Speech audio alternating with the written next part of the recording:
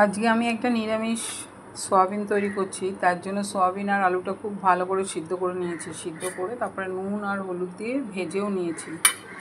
ভেজে তারপর আমি কড়াইতে গোটা গরম মশলার মধ্যে দারচিনি দিয়েছি, স্টার দিয়েছি আর শুকনো লঙ্কা দিয়েছি। এই তরকারিটা করার জন্য আমি একটা পেস্ট করছি। একটু টক দই নিয়েছি আর টমেটো নিয়েছি একটা, আর কয়েকটা কাঁচা লঙ্কা, ধনেপাতা, আদা এগুলো নিয়েছি। এগুলো পেস্ট করব।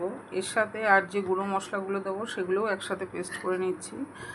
চারমগজ নিয়েছি, দুটো কাজু নিয়েছি, নুন নিয়েছি, হলুদ আর ধনিয়া গুঁড়ো, লঙ্কার গুঁড়ো, একটু সামান্য গোলমরিচের গুঁড়ো আর ভাজা মশলা সব একসাথে দিয়ে একটা পেস্ট তৈরি করে নেব। গোটা গরম মশলাটা ব্রাউন হয়ে গেছে, যে পেস্টটা তৈরি করলাম সেটা নিয়ে একটু কষিয়ে নেব, কেননা আদা আর কাঁচা লঙ্কার যে গন্ধটা ওটা আর কি নর্মাল হওয়া পর্যন্ত একটু কষিয়ে নিচ্ছি।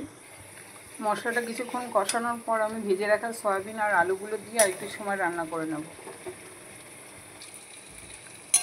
তরকারিটা হয়ে এসছে, কারণ এগুলো সবই সিদ্ধ করা আবার ভেজেও নেওয়া, তাই জন্য এবার কিছুক্ষণ রান্না করার পরে রান্নাটা হয়ে গেছে, একটু ঘি দিয়ে এবার নামিয়ে নেব। নিরামিষ সয়াবিন আলুর তরকারিটা হয়ে গেছে, নামিয়ে নিয়েছি। তো একবার ট্রাই করো। টাটা।